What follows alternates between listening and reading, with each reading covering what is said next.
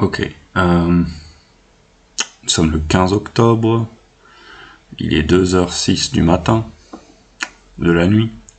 Et je travaille à la présentation de la structure formelle du processus que l'on nomme Dieu, qui est tout simplement l'être qui prend conscience de lui-même, mais il s'agit de détailler et de montrer de façon plus ou moins rigoureuse la structure formelle. Et donc, qu'est-ce qu'on entend par Dieu, ce dont je parle dans ma vidéo révolutionnaire, dont on reparlera peut-être ou pas.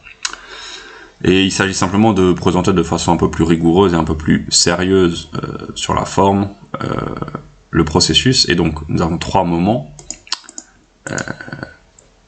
Le logique, ou la logique, qui est l'intellect de Dieu, la philosophie de la nature, qui est le monde spatio-temporel, le monde de la matière, de l'énergie, du mouvement, de la mécanique, des lois de la physique, etc. etc.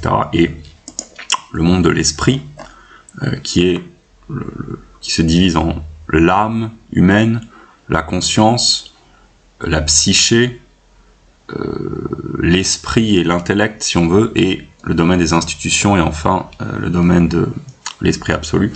Et donc chacune des trois parties est elle-même subdivisée. Donc là on a la doctrine de l'être, la doctrine de l'essence, pas la doctrine du carburant, la doctrine de l'essence, c'est pas le gasoil non plus, et la doctrine du concept. Et donc c'est la façon dont les catégories qui sont les éléments qui structurent à la fois le réel et l'esprit humain, c'est ce qui nous permet de penser notre rapport au réel en l'ordonnant, en le structurant. Voilà. On a dans la philosophie de la nature le premier moment qui est celui de la mécanique, qui serait celui de la mécanique, de la physique quantique, de la relativité, de l'astronomie aussi, en langage contemporain. Le deuxième moment, celui de la physique, qui contient principalement la physique qualitative et la chimie. Le troisième moment, celui de la physique organique, qui contient en sous-division la géologie, qui considère la Terre, la planète Terre, Gaïa, en langage poétique des écolos-bobos, comme totalité organique, comme totalité vivante, c'est-à-dire l'interconnexion avec la place de la Terre dans le système solaire, et les déterminations géologiques, topographiques, océanographiques, météorologiques, climatiques, etc. La nature végétale, ce qu'on appellerait aujourd'hui la botanique, mais en fait toute la biologie évolutionnaire, et enfin la nature, l'organisme animal qui contient la biologie évolutionniste, la zoologie, l'anatomie, la physiologie, la médecine, etc. etc. C'est-à-dire la nature se divise en ces 3 parties. Enfin, on a la philosophie de l'esprit, qui contient le premier moment l'esprit subjectif. On a l'anthropologie qui est la doctrine, ou pas la doctrine, c'est pas une doctrine, c'est une science, si on veut, une considération pensante de l'âme, la phénoménologie de l'esprit, qui a à voir avec la conscience, la psychologie qui a à voir avec l'esprit au sens de la psyché, et enfin l'esprit objectif, le domaine du droit, de la moralité. Sittlichkeit, c'est la coutume, divisée en 3 sous-parties, la famille, la société civile, l'État, et enfin l'esprit absolu, qui est le retour à soi de l'esprit, la prise de conscience de soi, de l'esprit, par la médiation de l'art, de la religion révélée et de la philosophie. Voilà. Je fais une petite introduction formelle, et donc maintenant je vais montrer les noms des penseurs français décédés, actuels, qui apparaissent dans cette structure formelle de la totalité de l'être. Voilà. Je fais une petite pause. Donc ici nous avons en gros plan, non justement en éloigné, la vue d'ensemble de la vie intellectuelle et spirituelle de la France en tant qu'entité géographique partiellement et politique, dirons-nous, qui est un pays particulier de l'ensemble européen d'un point de vue géographique, mais aussi anthropologique, et d'un point de vue occidental, de l'ensemble occidental d'un point de vue anthropologique partiellement et civilisationnelle, si on veut, culturelle. Voilà, donc c'est une particularité, mais ce n'est pas la vérité, on va dire, de la France, parce que la France est une particularité de l'entité européenne, si on veut. Après, ouais. Donc, qu'est-ce que ça représente? Je vais zoomer un petit peu. Là, on a la logique, la philosophie de la nature, l'esprit subjectif.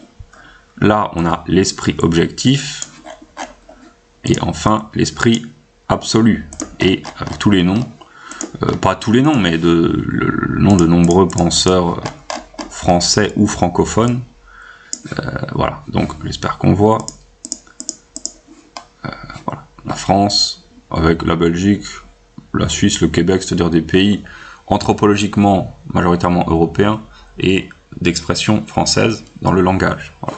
Donc, on va passer en revue brièvement. Donc, la logique, ça contient les sous-déterminations de l'ontologie des mathématiques, donc des grands mathématiciens français de nom René Descartes, évidemment, qui était aussi un métaphysicien, Blaise Pascal, on pourrait rajouter Monsieur Villani, dans une certaine mesure. Donc voilà, en métaphysique, on aurait pu rajouter Descartes, la doctrine du concept qui contient la logique et l'épistémologie, Arnaud et Nicole, les logiciens de Port-Royal, grammairiens logiciens du XVIIe siècle, le grand siècle apprécié par Monsieur Zemmour. Ensuite, la philosophie de la nature, des grands noms français en physique. On a Monsieur Louis de Broglie, qui a contribué au développement de la physique quantique au début du XXe siècle, Charles de Coulomb, André-Marie Ampère, au tournant du XVIIIe, début du XIXe, des recherches en électricité, si je dis pas de bêtises.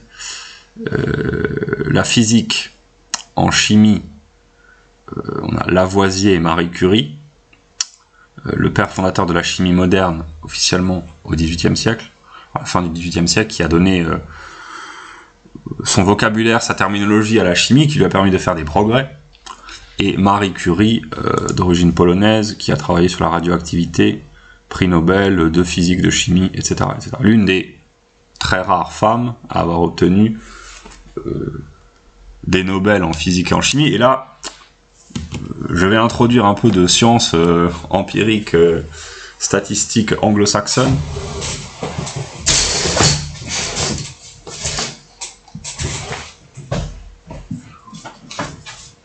Au cas où quelqu'un regarde cette vidéo, quel est l'objectif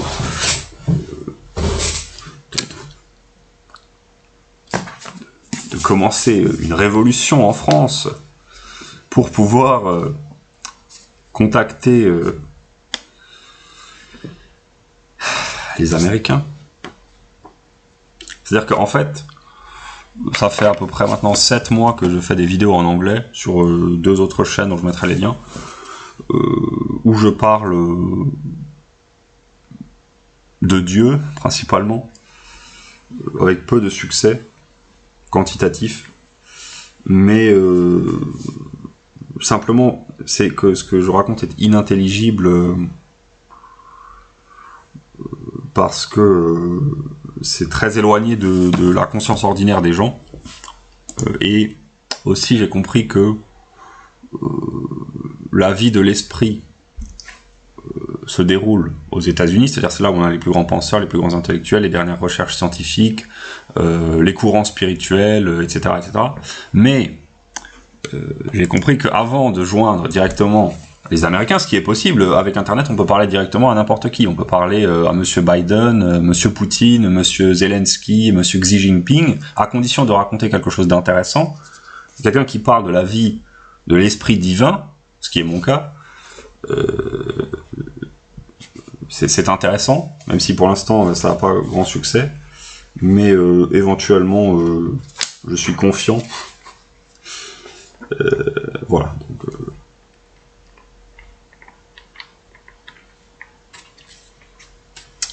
oui, donc des statistiques. C'est un ouvrage de Charles Murray. Les accomplissements humains, les réussites artistiques et scientifiques humaines au cours de l'histoire. Et donc, il y a quelques statistiques intéressantes. 97% des réussites scientifiques ont eu lieu en Europe et en Amérique du Nord. L'humanité doit à peu près 97% de ses succès scientifiques aux Européens anthropologiques et aux Nord-Américains qui étaient et qui sont encore majoritairement des Anglo-Saxons, c'est-à-dire des Européens anthropologiques. Et il y a des statistiques sur la réussite féminine dans l'histoire. Et donc, c'est à peu près, au XXe siècle, on a à peu près 3% de prix Nobel féminins. Voilà.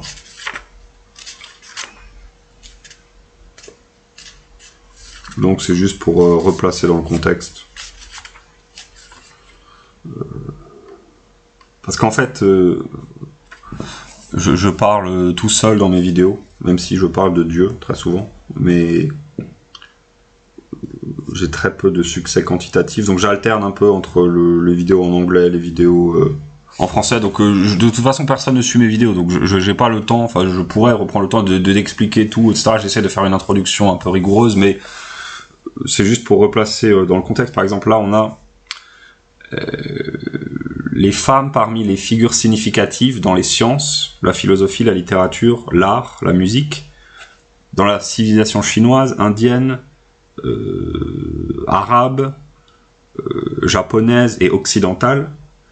Et donc, on a 88 femmes dans l'histoire de l'humanité qui ont fait des avancées scientifiques dans ces domaines, ce qui représente à peu près 2,2% du total, pour toutes les civilisations confondues, c'est-à-dire les civilisations qui ont développé des modes d'expression artistique ou intellectuelle élevés. Donc les femmes, ça représente à peu près 2,2%. Voilà. C'est juste pour replacer dans le contexte. Et la civilisation occidentale, il y a les chiffres, c'est celle qui offre le plus d'opportunités, celle qui a offert le plus d'opportunités historiquement aux femmes de s'exprimer dans les domaines artistiques. Mais si seulement 2,2% ont réussi à s'accomplir et à réaliser des progrès significatifs dans les sciences, les arts, la philosophie, peut-être c'est qu'il y a une raison. Voilà, c'est pas forcément politiquement correct, mais c'est du bon sens parfois, juste de regarder les statistiques. Voilà, donc ensuite, mais Marie Curie, c'est l'exception qui confirme la règle, qui sort de l'ordinaire, etc. Voilà. Alors, la structure de la nature, la physique organique, on a la nature géologique, la nature végétale, l'organisme végétal, la biologie, là, des grands biologistes français, Lamarck, le précurseur de Darwin, Louis Pasteur, Teilhard de Chardin, qui était paléoanthropologue ou paléontologue, je crois, qui a développé une vision de l'énergie humaine. J'ai le livre.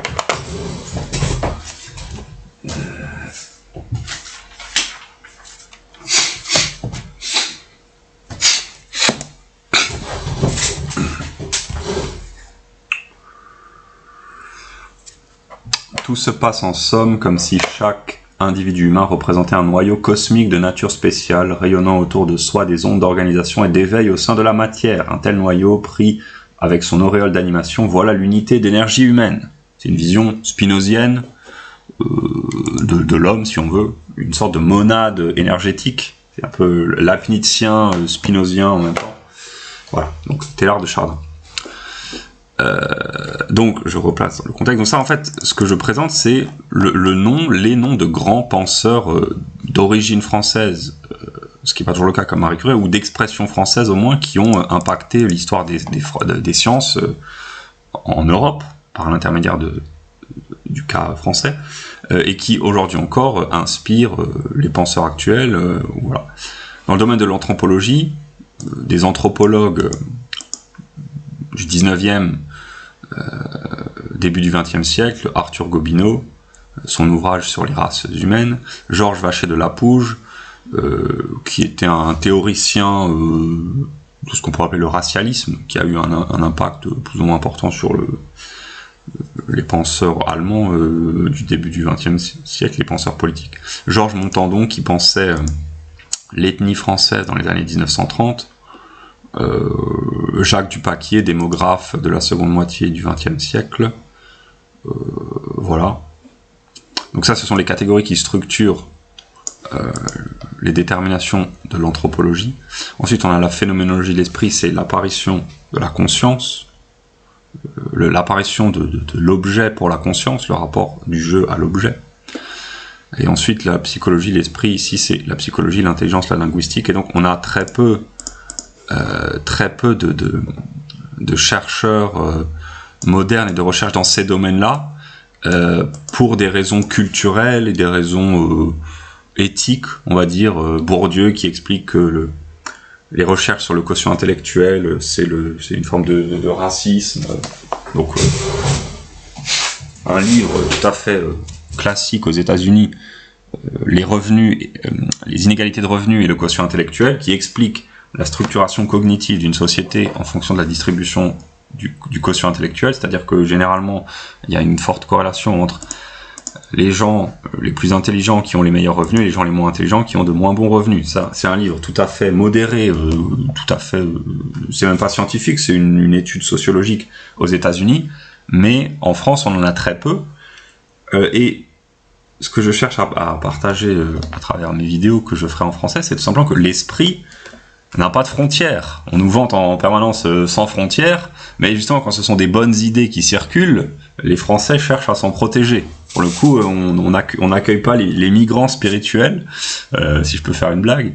C'est-à-dire que ces idées-là, qui sont juste le bon sens et l'intelligence, et la recherche dans les progrès de la sociologie, les gens pensent oui, c'est les Américains, etc. Non, c'est une idée universelle, en ce sens que toutes les sociétés humaines, qu'elles soient modernes dans leurs institutions ou pas, sont structurées par des divergences en termes de distribution de quotient intellectuel. Et donc, cette idée devient manifeste et consciente d'elle-même, on va dire, pour s'exprimer brièvement, à travers les individus qui en prennent conscience, justement. Et c'est l'esprit du monde, pour parler de façon un peu grandiloquente, qui prend conscience de lui-même, en ce sens que n'importe qui, avec une connexion Internet, quelle que soit sa localisation géographique, qui prend conscience d'un livre comme ça, qui est très modéré, on pourrait prendre The Bell Curve, qui est aussi modéré, mais qui est un ouvrage un peu plus controversé aux États-Unis. Ici, ça parle simplement des déterminations quantitatives de l'intelligence et le rapport aux revenus. Toutes les sociétés humaines, partout sur la planète, en Afrique, en Amérique du Sud, en Amérique du Nord, en Asie, dans les pays musulmans du Moyen-Orient, dans les pays asiatiques, etc., sont structurées, pas de façon rigoureuse, mais il y a un déterminisme important par les inégalités, la diversité cognitive.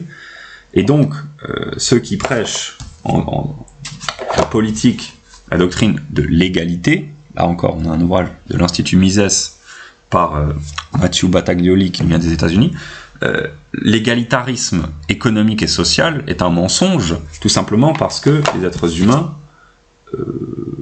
sont divers. C'est un ouvrage de Tatu Van Hanen, une nouvelle théorie testée par les preuves empiriques, si on veut, inégalité globale comme conséquence de la diversité humaine. Voilà, donc ça c'est le genre de travaux tout à fait sérieux et modérés qu'on trouve dans les pays anglo-saxons où il y a une liberté de recherche, qui permettent de comprendre tout simplement les sociétés humaines. Pourquoi il y a des inégalités?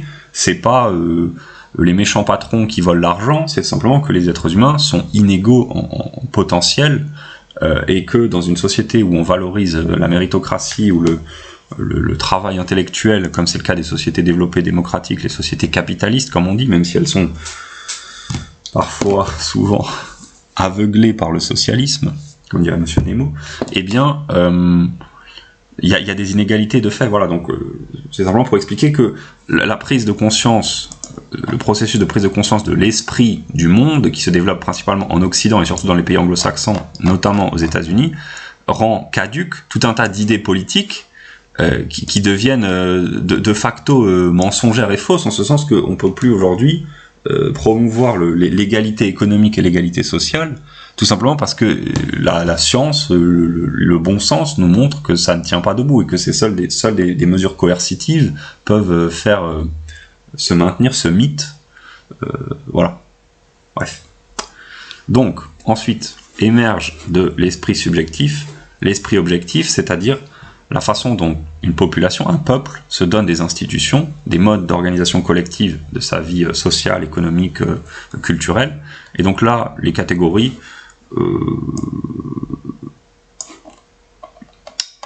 on a le droit, et avec le droit, le crime, le droit, les crimes, la monnaie, le système bancaire. Ici, alors j'ai pas... C'est pas très sérieux ça. J'ai pas. Ici on peut mettre Laurent Overton. Et ici, dans le système monétaire, Valérie Bugeaud et Gérard Fouché. Donc ça, ce sont des auteurs contemporains qui vivent en France, qui ont écrit des ouvrages traitant de la question de la criminalité, des problèmes de la criminalité en France, ou le système bancaire, le système monétaire. Vous pouvez taper, si vous regardez cette vidéo, vous pouvez taper les noms sur internet, vous trouverez les références, les livres, éventuellement les conférences qui expliquent les problèmes de criminalité, le système bancaire, etc. Ce que j'essaie d'offrir, c'est la vision de la globalité de tout le processus. Voilà. Alors.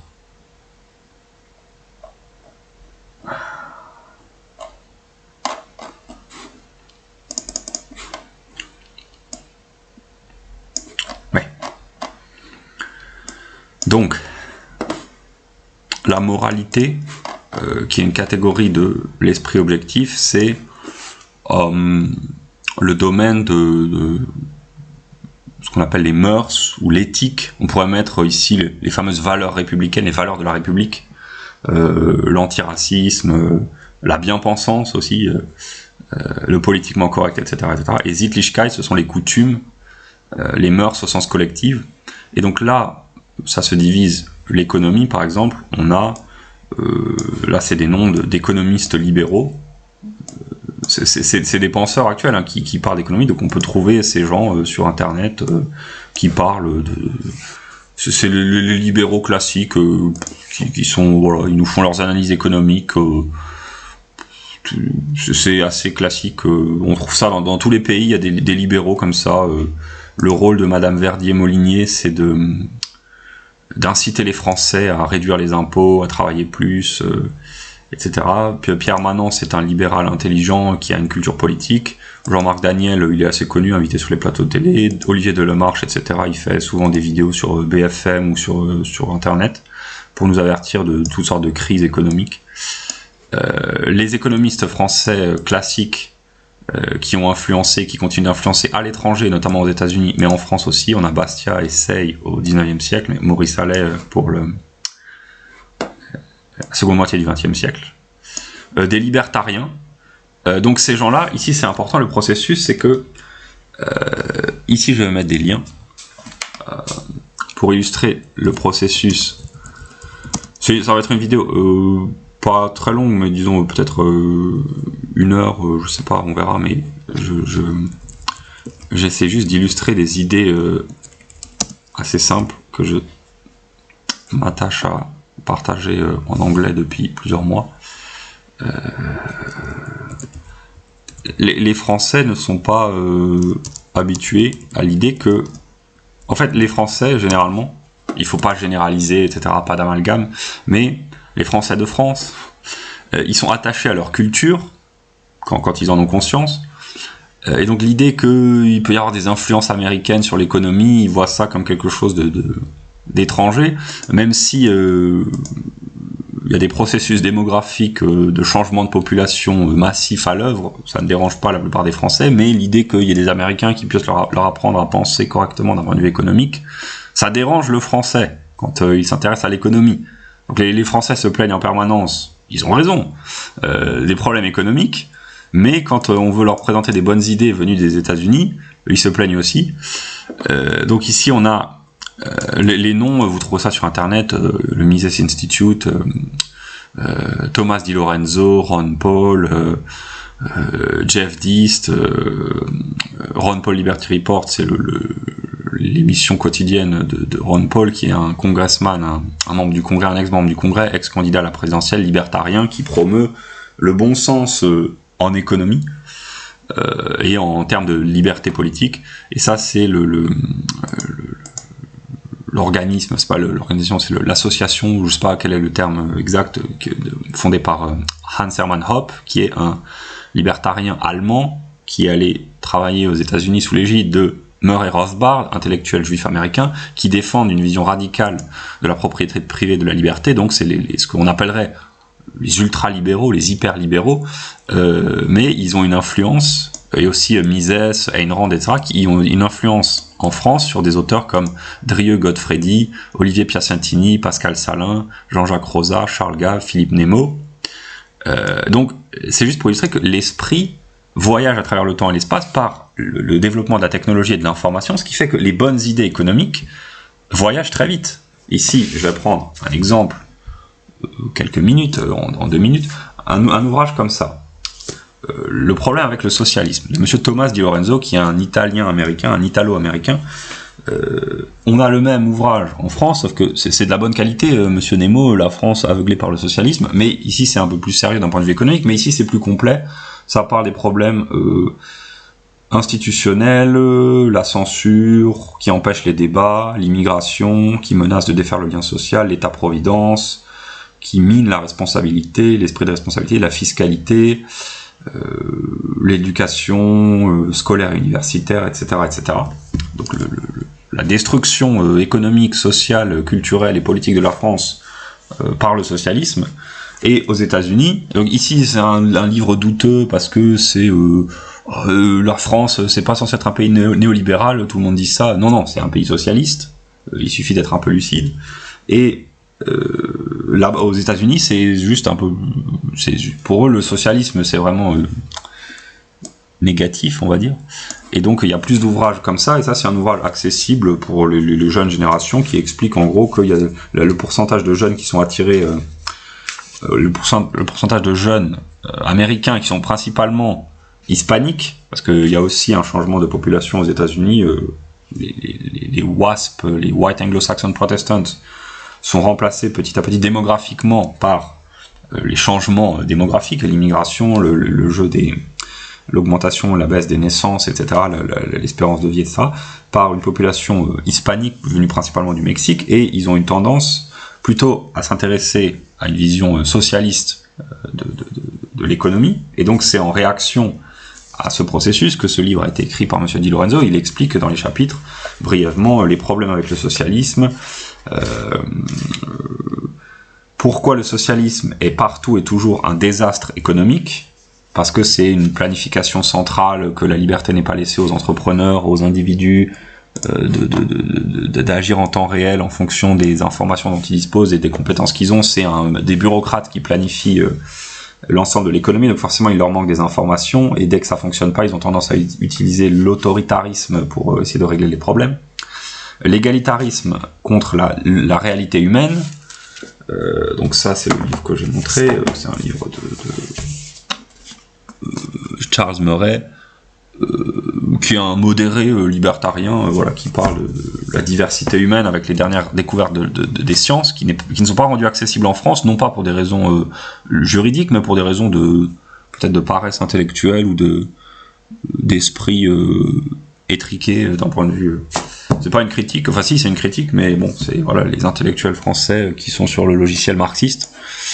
Et Murray Rothbard qui écrivait déjà il y a plusieurs décennies sur la question d'un point de vue plus philosophique, on va dire, au sens courant du terme, pas avec les données, etc., les données empiriques des sciences. Donc voilà, le socialisme est un échec parce qu'il ne prend pas en compte la diversité de la nature humaine et les inégalités de potentiel. Les îlots de socialisme, les folies des entreprises gouvernementales, donc tout ce qui est question des monopoles, pourquoi le monopole empêche la compétition, rend les choses inefficaces. Philippe Nemo en parle aussi, le monopole syndical, etc. Donc la raison pour laquelle il y a tellement d'inefficacité en France et que la France décline officiellement depuis des décennies en termes d'économie, c'est tout simplement parce que c'est un pays de plus en plus socialiste, de plus en plus d'impôts, de régulation, de contrôle, de taxes. Les entrepreneurs sont découragés à investir, à créer, etc. Voilà.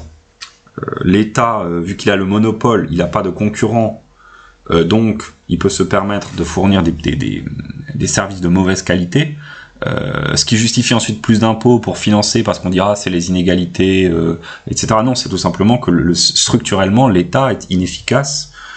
La police, dans les livres d'Oberton, la police n'arrête pas les criminels, l'armée n'arrête pas les envahisseurs quand il y en a,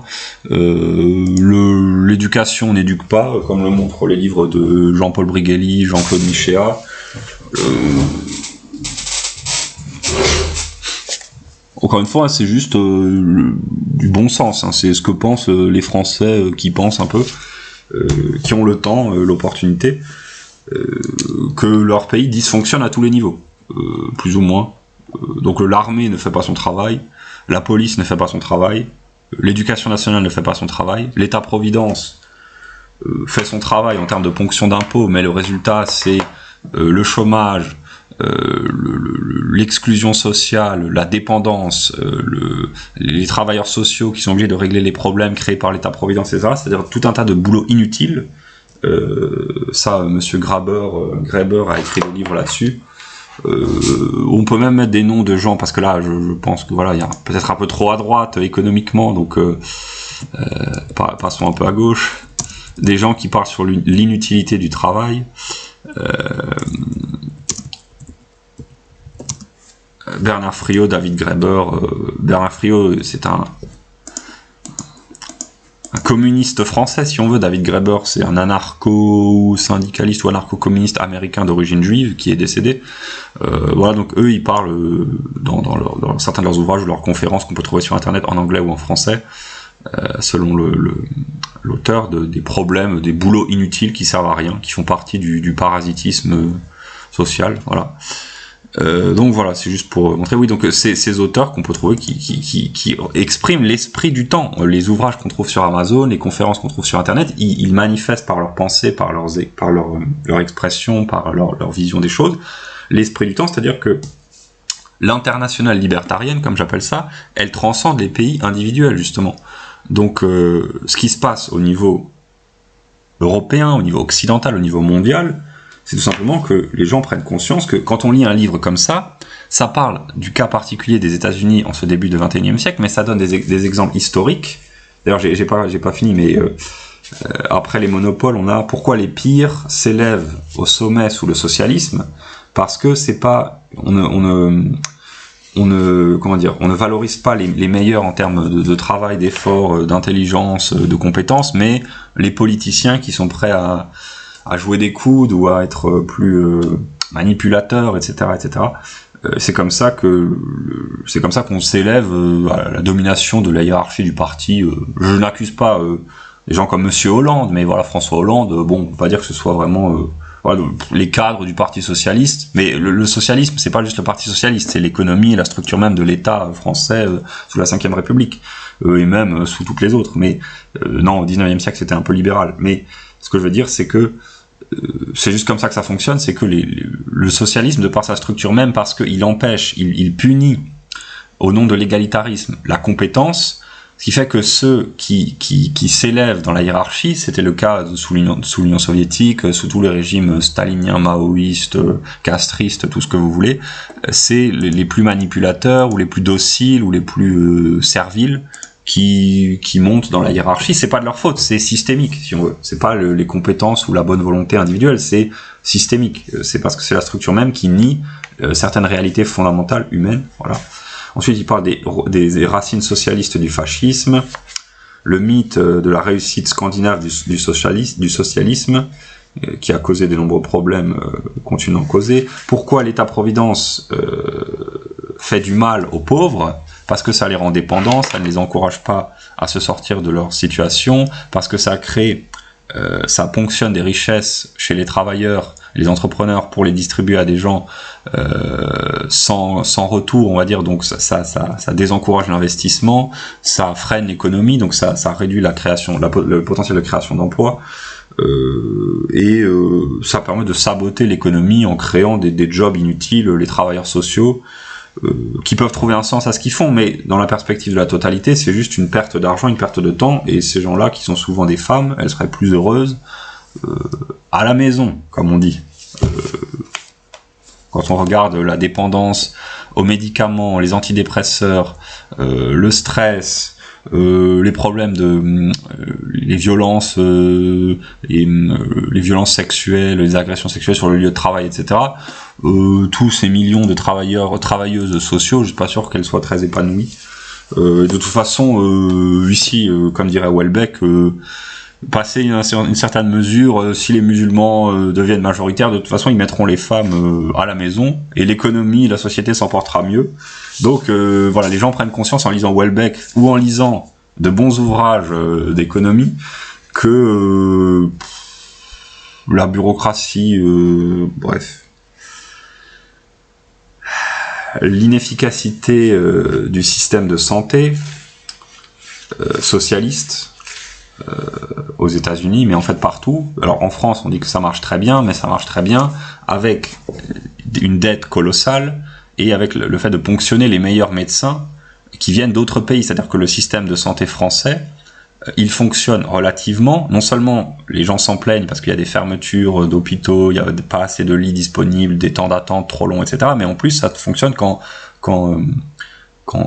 faisant venir les meilleurs, les plus intelligents médecins venus d'Europe de l'Est ou d'Afrique du Nord ou d'Afrique, etc. Donc ça vide de leur intelligence les pays, ces pays-là qui stagnent en fait. Bon, bref. Donc voilà. C'est en fait le processus de la fuite des cerveaux. Simplement que les meilleurs cerveaux français, ils vont en Angleterre, en Australie ou aux États-Unis ou au Canada. Et pour compenser, les Français font venir des cerveaux d'autres pays. Bref. Comment le socialisme cause la pollution? Les pays socialistes, historiquement, l'empirisme anglo-saxon le confirme, étaient beaucoup plus polluants que les pays capitalistes, c'est-à-dire que l'Union soviétique polluait plus que l'Occident. Voilà, il y a eu des désastres écologiques. Comment la taxe progressive sur le revenu de Karl Marx est une forme de sabotage économique, parce qu'elle décourage l'investissement, le travail, etc., etc. Le salaire minimum, qui est une folie, parce qu'il, tout simplement, il garde en dehors du système économique les individus les plus fragiles, c'est-à-dire les jeunes, les moins qualifiés, souvent les immigrés, qui ils ne peuvent pas accéder à un travail et donc développer des compétences, obtenir un revenu, fonder un foyer, etc. Parce que, à cause du salaire minimum, les gens dont la valeur du travail sur le marché, si la fixation des prix était librement déterminée, pourraient accéder à un emploi. À cause d'une fixation du salaire minimum par l'État, ces gens-là sont laissés en dehors du marché du travail, ce qui fait qu'il faut financer le chômage, les travailleurs sociaux, ça crée des problèmes sociaux, comment maintenir les foules, etc. On va légaliser le cannabis peut-être, etc. Alors que ce sont les plus fragiles qui sont victimes de ça. On leur prive de la possibilité de s'en sortir par eux-mêmes en travaillant, en faussant le jeu de l'économie au nom de la cohésion sociale qui se manifeste, comme nous pouvons le voir grâce aux ouvrages d'Oberton, par le très bien vivre ensemble, où les gens s'entretuent plus ou moins de diverses façons au nom de diverses idéologies. Donc c'est ça la conséquence, entre autres indirecte d'un point. Là, ça c'est une grille de lecture strictement économique. Voilà. Comment les régulations socialistes créent des monopolies. Détruire le capitalisme en socialisant le capital, ça c'est ce que font les politiciens français dans le cas français. Est-ce que le socialisme est vraiment le meilleur moyen d'organiser les écoles? Là il explique qu'une école, un système d'éducation socialisée, plus c'est inefficace, plus le système a besoin d'argent et justifie le dépense de toujours plus d'argent, donc plus de meilleurs salaires, plus de formation, plus d'aide, plus de lois qui favorisent, de subventions, etc., pour financer un système qui est structurellement inefficace par sa raison même, c'est-à-dire que le socialisme promeut la médiocrité. C'est vérifiable empiriquement, les pays socialistes sont beaucoup moins performants d'un point de vue économique. Voilà. Donc ça c'est une connaissance, si vous voulez, un savoir qui est rendu accessible universellement, c'est que maintenant, quiconque a accès à Internet peut, en lisant des livres comme celui-là ou comme ceux de Philippe Nemo, se rendre compte que l'organisation socialiste d'un pays a pour conséquence la destruction économique, sociale, politique, morale d'un pays, directement ou indirectement. Voilà. Et que pour un pays qui fonctionne d'un point de vue économique, les idées libertariennes ou libérales sont plus efficaces. Voilà. Bref. Là, on a un auteur qui écrit sur le problème des boomers en sociologie, comment s'occuper des vieux, sachant que les Français ne font plus d'enfants, comme la plupart des Occidentaux. Donc il faut importer des immigrés, mais ensuite est-ce que les compétences sont les mêmes? Non, parce que le système d'éducation est saboté par la structure socialiste, par les taxes, par les régulations, etc., etc., et parce que les êtres humains sont divers et diffèrent d'un point de vue anthropologique en fonction des compétences, du potentiel, etc. Donc c'est la fameuse phrase les bacs plus 6 s'en vont et on fait venir les bacs moins 6.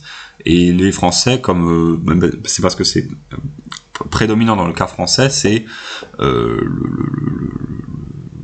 les retraités s'attendent à ce que on paye leur retraite, mais qui, vu qu'ils ne font plus d'enfants, donc voilà, il faut importer des futurs travailleurs, ce qui est une forme d'esclavage moderne, justifié moralement au nom de la lutte contre le racisme. Voilà, c'est assez comique pour d'un certain point de vue. Ensuite, les médias, bon là, on a des médias de gauche. Des intellectuels organiques, voilà le nom de certains intellectuels organiques. Monsieur Piketty, qui est très très célèbre aux États-Unis. Des journaux plutôt de droite, vaguement libéraux, Le Figaro, TV Liberté, Sud Radio, qui critiquent à peu près de façon modérée, mais de façon lucide, bien des travers de la société. Et ici, dans le domaine de l'État, c'est pour montrer.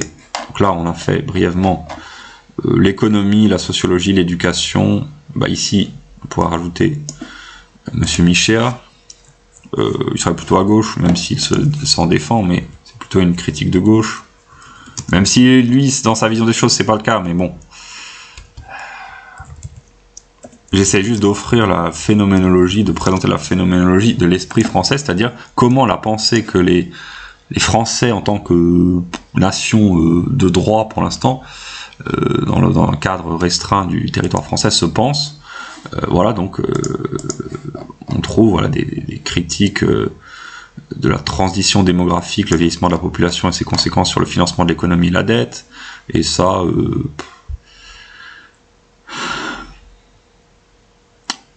des critiques diverses et souvent lucides sur l'état de l'économie. Voilà. Ensuite, un exemple, oui. Donc, l'organisation du système politique. On a les élites cosmopolites, on a le gouvernement avec tous les ministres, tous les politiciens qui briguent le pouvoir d'une façon ou d'une autre. Des exemples d'intellectuels élites cosmopolites, M. Attali, M. Henri Lévy, M. Glucksmann, des anciens présidents, Sarkozy, Hollande, Macron, etc., qui sont au sein d'un système économique, bancaire, etc., qui sont des pantins en quelque sorte. Oui, donc ça c'est la vue de gauche du système. On a la gauche antiraciste ou l'idéologie woke, qui est une tentative d'importer des États-Unis, principalement et du monde anglo-saxon, les idées antiracistes, ce qui réveille par détermination réciproque la question raciale. C'est-à-dire que quand on parle de race tout le temps, les gens se disent ah tiens mais ça existe, mais ils adoptent l'autre point de vue qui est celui plutôt de droite. Et c'est ça qui donne les gens au cerveau malade, comme dirait Monsieur Cohen. Donc là, c'est des exemples, on trouve des youtubeuses, youtubeurs, voilà, qui sont... ils tentent d'importer inconsciemment, c'est des pantins de l'idéologie woke, voilà. Des féministes, les écolos bobo véganes, les adolescents gauchistes stupides. Tous les adolescents ne sont pas stupides. Tous les gauchistes le sont. Adolescents et stupides, quel que soit leur âge peut-être, je ne sais pas. Des anticolonialistes, ça j'en ai parlé, c'est des nationalistes non européens qui sont considérés comme étant de gauche ou d'extrême gauche parce que le système est dominé par les Européens ethniques. Donc ils tolèrent au sein du système une fausse opposition d'extrême gauche, mais en fait ce qui est toléré pour des non-européens ethniques n'est pas toléré pour les Européens eux-mêmes. C'est-à-dire que les Européens qui défendraient leurs intérêts ethniques seraient classés justement à l'extrême droite avec les gens au cerveau malade, comme dirait M. Cohen. Là on a une extrême gauche spectaculaire marchande, Charlie Hebdo, Olivier Besancenot, les communistes spectaculaires marchands, c'est-à-dire des gens qui vendent la soupe socialiste communiste aux gens, bref. La gauche pro-souveraineté, Madame Tatiana Ventose, qui est plutôt inspirée, assez drôle, plutôt compétente pour une femme. C'est une blague, ou pas. Mais des vidéos assez intelligentes, voilà. Donc c'est la jeunesse qui prend la relève, qui secoue un peu le système sclérosé. Charles-Henri Gallois qui écrit de bons livres sur les dysfonctionnements économiques de l'Union Européenne, Greg Tabibian, Monsieur Sapir, Gérard Fouché, sur la question monétaire. Une gauche conservatrice, ça j'en ai parlé, c'est plutôt modéré, mais ils évoquent pas la question du remplacement de population, mais les effets de la cohabitation forcée entre des populations religieusement, ethniquement, culturellement distinctes. Là, l'opposition cosmopolite de droite, donc, les cosmopolites de droite sont toujours de gauche en fait, mais bon voilà. Les gens qui s'inquiètent de l'impact de l'islam radical sur la communauté juive. Voilà, les pro-souveraineté, les musulmans classés sociologiquement ou religieusement, les socialistes réactionnaires, les communistes à moitié sérieux.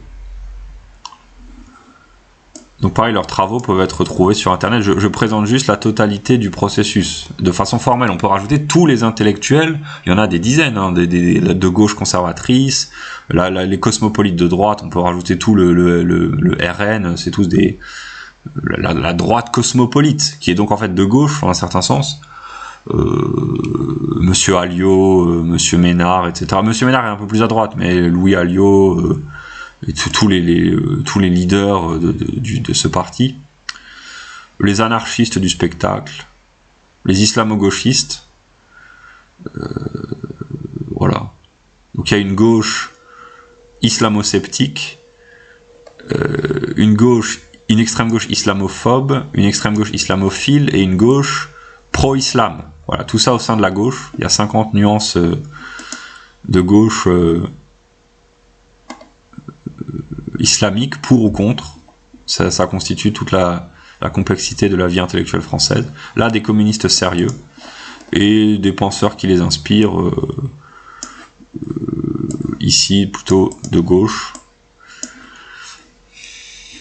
Ça, des intellectuels aussi à gauche, mais c'est peut-être un peu moins politique, c'est plus la philosophie. Voilà. Donc ça, c'est la vision de la totalité de la vie, de l'esprit français, selon les catégories un peu. C'est comme ça que les Français se parlent entre eux ou pas, et chacun parle de façon autistique à sa fanbase, pour employer un jargon moderne venu du monde anglo-saxon. Mais ils ne se rendent pas compte qu'en fait ils font tous partie du même système, plus ou moins, même si eux sont plutôt en dehors, pas toujours, mais ils sont, voilà. Mais c'est une totalité systématique au sein d'un pays qui, elle-même, doit s'incorporer au sein de la totalité du développement de l'esprit en Occident et dans le monde. C'est-à-dire que les idées de ces gens, elles viennent des États-Unis, principalement, ici aussi en partie, pareil, venu d'Australie avec Monsieur Singer, je crois. Ça, c'est des idées venues des cercles communistes, mais aussi c'est du nationalisme ethnique spontané, venu des années 60.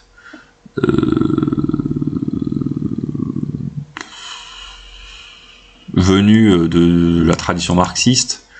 C'est-à-dire que la France produit de bons intellectuels relativement, mais c'est très fermé sur soi-même, donc les Français sont invités à s'ouvrir à toutes sortes d'idées, sauf les idées qui les rendraient plus intelligents, c'est-à-dire celles venues des États-Unis. Voilà, ça il faut pas y toucher, parce que même si en fait tout le monde y prend, mais ils prennent que les mauvaises en quelque sorte. Mais les mauvaises idées sont compensées par les bonnes, comme on va le voir chez certains penseurs plutôt à droite. Voilà. Donc là, c'est la structure de la droite française, qui est donc hors système, plus ou moins. Ces gens-là sont plus ou moins tolérés par le système politico-médiatique, mais voilà, les noms, vous trouvez sur Internet. Donc la différence, c'est certains qui se retrouvent dans ces individus, et d'autres moins. Voilà, donc chacun a un rôle à jouer. Zemmour, le pauvre, trop intelligent pour ce système. Le système français ne vous mérite pas, monsieur Zemmour. Vous êtes trop intelligent, trop lucide. Les Français, non, ils veulent retourner dormir, peut-être. l'extrême droite épouvantail, c'est-à-dire qu'on menace toujours le peuple. Attention, attention, si vous votez pour l'extrême droite, ce sont des gens très méchants, etc., etc. Ça, j'ai déjà raconté l'histoire. En fait, c'est des immigrés occidentalisés qui ont du succès. C'est juste des exemples, hein, mais ça illustre une catégorie socio-ethnologique, ethno-sociologique, c'est-à-dire des descendants d'immigrés ou des immigrés de première ou deuxième, troisième génération qui réussissent socialement, s'intègrent bien, mais ça déplaît à la gauche parce que la gauche a besoin que les immigrés échouent d'un point de vue social, selon la perspective de gauche, c'est-à-dire soit des chômeurs, des drogués, etc. Pour, je dis pas que c'est le cas, attention, mais je dis juste que dans la perspective de certains gens de gauche un peu radicaux, il faut que parmi les immigrés, les descendants d'immigrés, il y ait une part non insignifiante de gens qui ont des vraies difficultés, ce que j'appelle les immigrés désocialisés, pour justement dire ensuite il faut lutter contre le chômage, les jeunes de banlieue en difficulté, le décrochage scolaire, le trafic de cannabis, etc., etc. Parce que ça fait vivre le système, parce que ça permet de justifier toujours plus d'impôts, ça permet de justifier la propagande médiatique, de culpabiliser le peuple français. Regardez comme ils sont maltraités ces gens dans les banlieues, etc. C'est une sorte de terreur morale très bien documentée par Laurent Burton dans certains de ses livres, qu'exerce la gauche sur la droite, en disant regardez ces pauvres immigrés comme ils sont maltraités par vous, comment pouvez-vous être si insensible, etc., etc. Bien que la classe ouvrière, les classes moyennes qui payent les impôts, qui servent à détruire l'économie, le système éducatif, à faire venir des immigrés dans des proportions non mesurées ou mesurables, sans aucun critère de sélection, si ce n'est que ça doit enrichir de façon indistincte, etc. C'est juste ce qui se passe, c'est le genre de discours qu'on trouve dans certains cercles qui décrit plus ou moins la réalité. Tout ça, c'est financé par l'impôt des Français. C'est ce que les idées que défend M. Abosi, c'est lucide, voilà. Donc là, justement, le catholicisme en France, le catholicisme zombie, ce serait plutôt à gauche. Le catholicisme un peu plus vigoureux, ce serait à droite.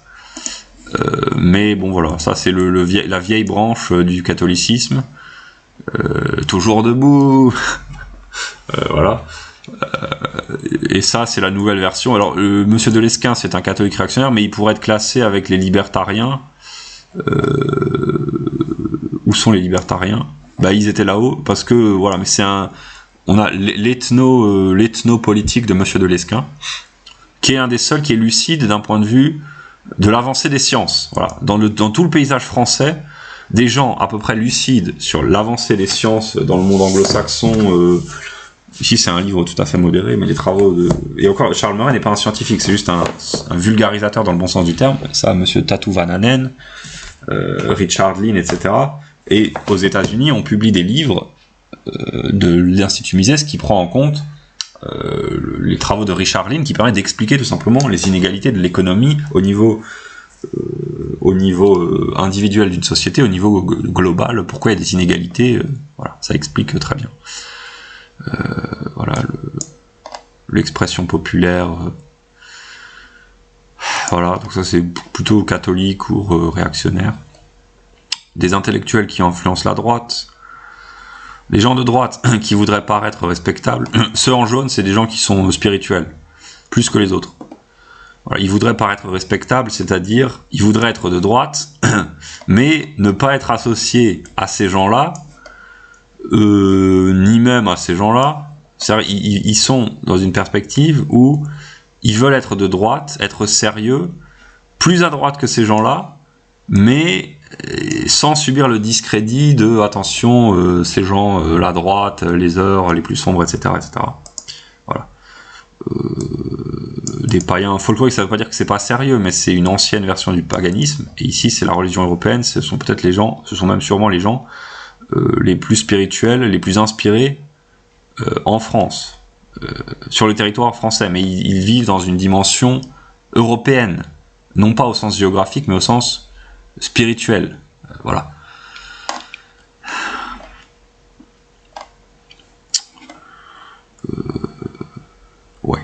où est le...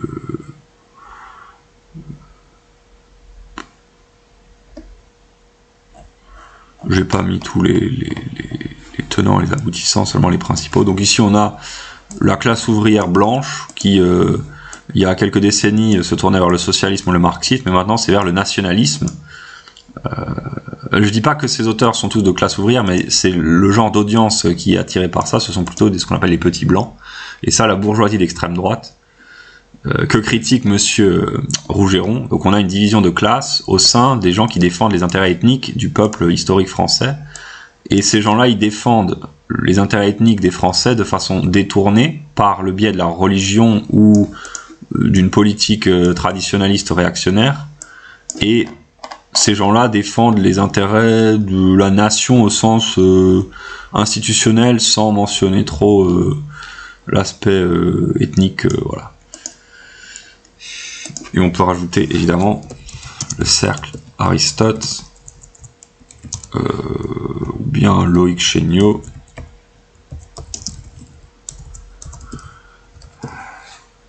et Jean Robin. Voilà. Qui sont les trois individus les plus lucides, intelligents, sans aller dans les excès. C'est le compromis idéal d'un point de vue politique. Ça peut s'améliorer, ça doit s'améliorer, mais c'est le compromis idéal. Voilà. Au niveau politique de la France en tant que pays individuel. Ce sont des gens modérés. Voilà. Ensuite, le gouvernement. Oh bah ils étaient là, parce qu'ils parlent de souveraineté, mais c'est en politique aussi. La géopolitique. Donc, à gauche, bon, c'est surtout des anciennes figures. Voilà, les figures révolutionnaires, anarchistes ou proto-communistes, proto-féministes, Robespierre, Jules Ferry, Jean Jaurès, des grands personnages de la gauche, personnages médiocres de la gauche. Bon, pas une insulte. Les historiens de gauche, généralement, ou à vision socialisante. Voilà, et donc la plupart des politiciens, pas des politiciens, mais des théoriciens politiques français, pas les politiciens, justement, les politiciens n'ont pas souvent trop d'esprit, mais ils sont inspirés, les gens qui pensent la politique en France, par ces... Non, pas par eux, mais par ces personnages, voilà, Jaurès, ça a une influence sur Mélenchon, Robespierre, pareillement, Olympe de Gouges, prestigieuse grâce aux travaux de monsieur Onfray, mais d'autres également. Onfray, il a compris, il est dans la bataille des idées, c'est un matérialiste, mais il pense quand même. Il a compris qu'il fallait penser Charlotte Corday, Marat, etc. etc. Bon. La géopolitique, c'est deux noms voilà, de géopoliticiens, de gens qui parlent de géopolitique. Il y a tous les gens qui gravitent autour du cercle Aristote. Monsieur Rougeron est inspiré par l'intellect. Monsieur Arbulot, voilà, tous les gens qui gravitent autour du cercle Aristote sont intelligents, c'est du travail plutôt sérieux. Les complotistes, Monsieur Lugan, voilà, des figures importantes, des historiens de droite, voilà. Et ici, en termes d'art, de religion et de philosophie, on a la littérature des grands auteurs de droite, la poésie, les artistes, les peintres, les sculpteurs, etc., la spiritualité, des grands penseurs spirituels, mystiques, nés en France ou d'origine française. Et ici, l'ensemble de la philosophie française du XIIe siècle jusqu'au XXe siècle, XXIe même, avec les plus grands noms évidemment. Jean Bodin pour l'aspect politique, la souveraineté, mais surtout Descartes et Blaise Pascal, Malebranche, Montesquieu, Rousseau, Diderot, Helvétius d'Alembert, Voltaire, ça c'est le siècle des Lumières, Condillac, Lamétrie, d'Holbach, Condorcet, tout ça c'est les Lumières. Ça ne vaut pas la métaphysique allemande, mais c'est correct. Voilà.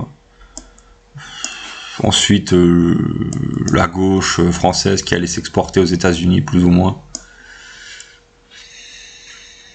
Maintenant, je tente de faire l'inverse, d'importer la droite américaine en France, pour remettre les Français à l'endroit, pour éventuellement communiquer avec les États-Unis. Bon, bref, là on a des philosophes de droite, et à gauche, en philosophie, même si le clivage droite-gauche n'a pas trop de sens, mais c'est juste qu'il fallait classifier, des hégéliens modernes, d'autres philosophes, voilà.